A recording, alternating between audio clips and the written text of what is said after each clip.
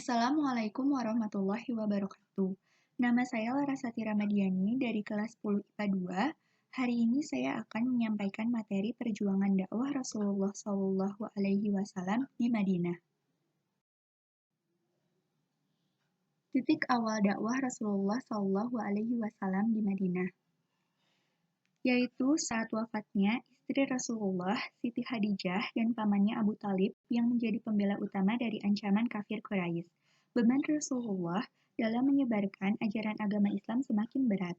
Adapun beberapa faktor lainnya yaitu tahun 621 Masehi, 13 orang penduduk Madinah datang menemui Rasulullah SAW di Bukit Aqobah dan menyatakan masuk Islam.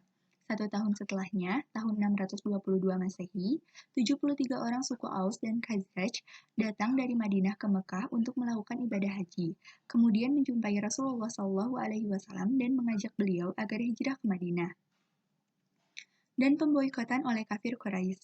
Pemboikotan ini berlangsung selama 3 tahun, dimulai sejak tahun ke-7 kenabian. Pemboikotan ini ditulis di atas kertas sahifah atau plakat yang digantung di dinding Ka'bah.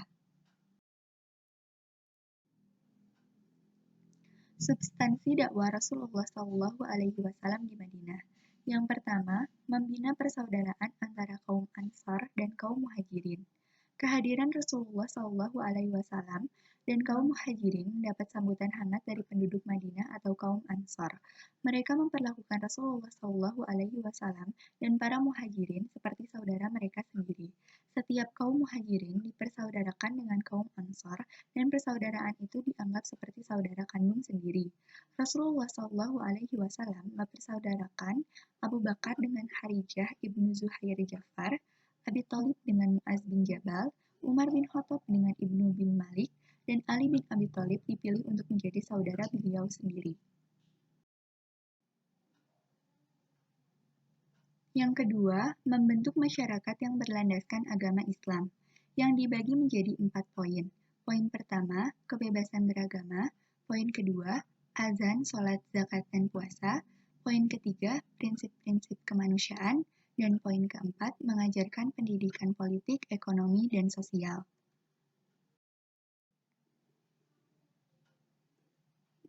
Penjelasannya, kebebasan beragama. Rasulullah SAW memberi kebebasan beragama kepada Yahudi dan Nasrani, kebebasan berpendapat, kebebasan beribadah sesuai dengan agamanya, dan kebebasan mendakwahkan agamanya. Azan, sholat, zakat, dan puasa. Azan dan sholat. Ketika Rasulullah SAW tiba di Madinah, saat waktu sholat tiba, orang-orang berkumpul meniup trompet seperti Yahudi dan menabuh genta seperti Nasrani. Rasulullah SAW tidak menyukainya. Berdasarkan perintah Allah SWT melalui wahyu, panggilan salat dilakukan dengan azan. Zakat. Setelah kekuasaan Islam berkembang ke seluruh Jazirah Arab, Rasulullah SAW mengutus pasukannya ke negeri di luar Madinah untuk memungut zakat. Puasa. Demikian dengan puasa yang telah dilakukan berdasarkan syariat sebelumnya, kini telah pula diwajibkan setiap bulan Ramadan untuk berpuasa.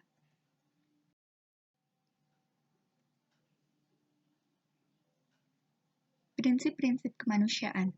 Tahun ke-10 Hijriah atau 631 Masehi, Rasulullah SAW melaksanakan Haji Wada. Dalam kesempatan ini, Rasulullah SAW menyampaikan khutbah yang sangat bersejarah. Setelah berucap puji dan syukur kepada Allah SWT, Rasulullah SAW menyampaikan khutbahnya di antaranya seperti larangan menganiaya, larangan riba, larangan mengambil harta orang lain dengan batil, karena nyawa dan harta benda adalah suci. Hamba sahaya harus diperlakukan dengan baik, umat Islam harus selalu berpegang kepada Al-Quran dan Sunnah, dan lain-lain. Mengajarkan pendidikan politik, ekonomi, dan sosial. Dalam urusan politik, Rasulullah SAW menjadi pemimpin politik yang amat efektif. Hingga saat ini, 14 abad pasca wafatnya, pengaruhnya sangat kuat. Strategi dakwah Rasulullah SAW di Madinah. Yang pertama, mendirikan Masjid Nabawi. Masjid Nabawi digunakan sebagai tempat beribadah, bermusyawarah, pusat pemerintahan, dan tempat mempersatukan kaum muslimin agar memiliki jiwa yang kuat. Yang kedua, membangun ukhuwah Islamiyah. Rasulullah Shallallahu Alaihi Wasallam mempersaudarakan kaum Ansor atau Muslim Madinah dengan kaum Muhajirin atau Muslim Mekah. Dan yang ketiga, menjalin persahabatan dengan pihak lain yang non-Muslim, dengan cara dibuatnya piagam Madinah yang di dalamnya ditetapkan hak dan kewajiban bagi kaum Muslim, kaum Yahudi, dan komunitas lain di Madinah.